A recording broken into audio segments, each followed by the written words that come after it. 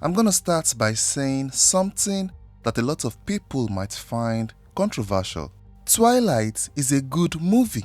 It was such a vibe when I first watched it as a teenager, and it still is. I was hooked by it. I loved the cringy dialogue, the sparkling vampires, and even the staring contests. But that's just my own opinion.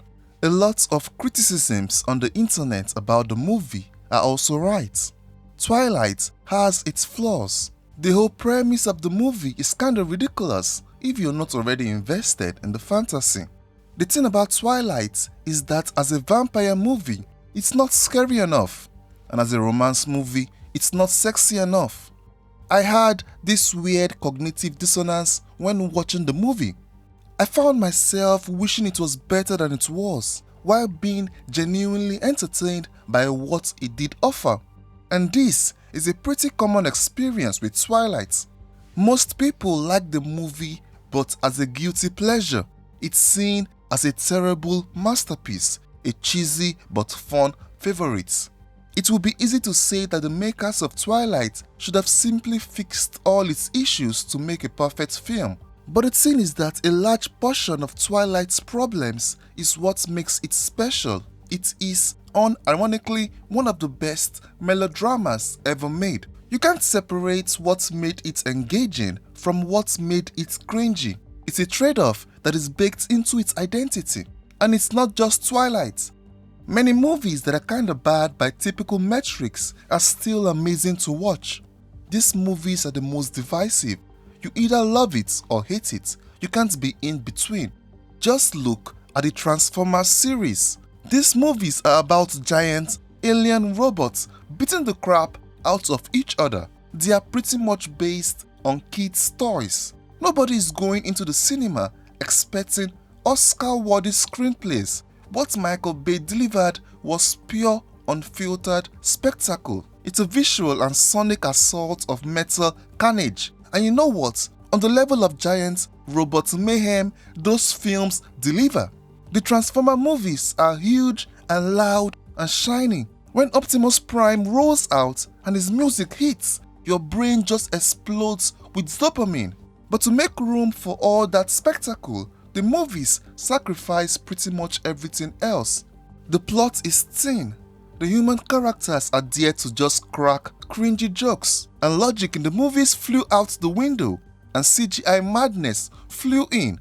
Most critics will call it empty and brain-numbing, and they're not wrong. Yet, the movies are exciting to watch and have thrilled audiences worldwide to the tune of billions of dollars. Why? Because they excel at the one thing people want to see: awesome robot action. It's the same thing with Sucker Punch from Zack Snyder. Critics absolutely hated it. The film sits at a mere 22% on Rotten Tomatoes. Sucker Punch is a stylized, hyper-surreal genre mashup where brutal dancers retreat into video game-like fantasy battles as a metaphor for, honestly, I'm not entirely sure what. On one hand, Sucker Punch is a feast for the eyes and ears. The action and music is amazing. There are World War I steampunk zombies, giant samurai demons, and even a dragon. The movie is imaginative and ambitious, but as a coherent narrative film, it's kind of a mess. Whatever thematic point Snyder was trying to make is lost for a lot of viewers, but still, the movie has a cult following of people who absolutely adore it. For those fans, the very things that made it bad is what they love about the movie. The fans who love it really love it. Then there's Tron Legacy, a movie that I would argue is both equally great and terrible. It's great as an experience. The gorgeous neon production design, the groundbreaking CGI, and the Daft Punk soundtrack all come together to create an atmosphere that just transports you. When I watch Tron, I feel like I've been pulled into the grid. But the storytelling is not so great. The plot is pretty thin and the dialogue won't be winning any awards soon. It's pretty much style over substance. Its strength, its visual and music design and its weaknesses, story depth, are two sides of the same coin. If they tried to cram in more exposition or character arcs, maybe the narrative would have improved, but perhaps at the cost of that sleek, immersive pacing and focus on mood. The movie chose what it wanted to be, and it excelled at that. The Fast and Furious franchise is also in the same boat. The early Fast and Furious film tried to be a grounded crime action movie about street racing and undercover cops. They were enjoyable, but nothing legendary. By the second film, Too Fast, Too Furious, the cracks started to show.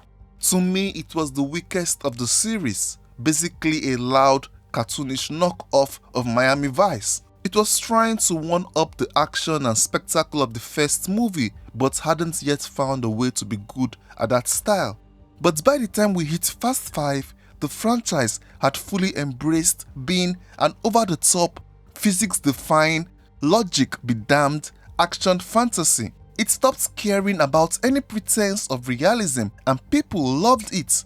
The film became a global phenomenon precisely by amplifying its bad qualities to astronomical levels. It would never win an Oscar or please snotty critics, but it was very entertaining. When Toretto drives a car between skyscrapers or pulls a giant vault through the streets of Rio, it's ridiculous, and that's exactly why audiences cheer. A sensible, restrained Fast and Furious movie wouldn't be as widely successful or beloved. The franchise found its identity in extravagance. Speaking of beloved extravagance, let's talk about Independence Day, a movie that finds itself simultaneously on best summer blockbuster lists and dumbest movie lists. Independence Day is the poster child of big popcorn entertainment. It's the movie where Will Smith punches an alien in the face, and where Bill Pullman delivers possibly the cheesiest heroic president's speech that makes you want to stand up and salute. It's crowd-pleasing to the max. It's also, let's be honest, kind of stupid. The science is nonsense, and the plot is a pile of cliches. Aliens attack, and humanity fights back and win. Independence Day is a guilty pleasure movie. The speeches, the heroic sacrifices, a mom and her kid and dog outrunning fire in a tunnel. Come on. The things that should make the film bad somehow make it iconic.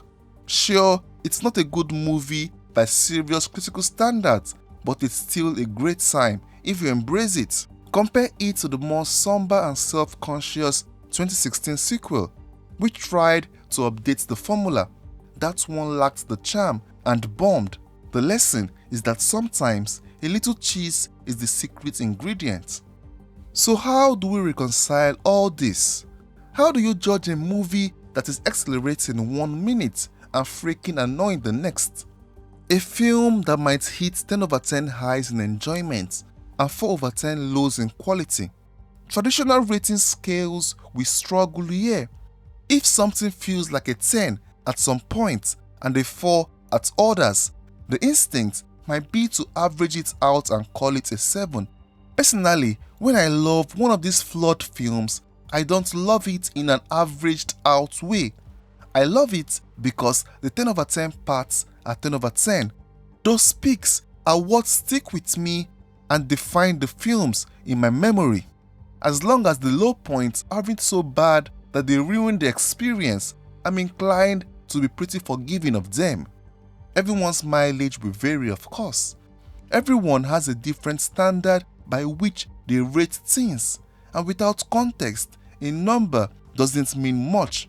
This is exactly why you see such wild divides between critical ratings and fan ratings for these kinds of movies.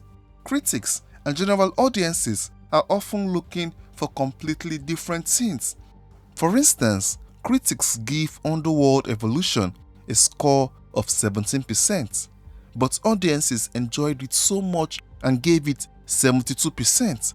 Underworld is a cult classic. The Saw horror franchise has a critic score of 54%, but a solid 84% audience score. Clearly, critics and fans are not speaking the same language in terms of quality, and that's fine. It's why I often find aggregate scores kind of useless on their own. The context, who is rating it and what they value, is everything. If I see a movie has a 15% critic score and 75% audience score, I immediately think this is likely one of those fun, dumb films that critics found objectively poor, but regular viewers had fun with. That's basically a green light for me to check it out. Conversely, a high critics, low audience split might indicate that a movie is well crafted but maybe too slow or takes itself too serious. I would even say that many of the films that become all-time favorites for people, the ones that inspire conventions, cosplay, fan fiction, decades-long devotion, and not the universally acclaimed ones, but the messy, divisive ones. These movies might never top 100 greatest films list, but they burrow into people's hearts in a way objectively better films sometimes don't. Why? I think it's because when a movie dares to be very specific, to have a strong, unique flavor, it naturally won't be to everyone's taste, but the people who like it will love it passionately. It's like spicy food. It's not for everyone, but those who like it really do. In the end, bad is often just another word for different or daring. Yes to the movies that risk being kind of bad in order to be kind of awesome. Because honestly, movies would be pretty boring without them. Until next time, stay cool, stay fresh, keep living the good life.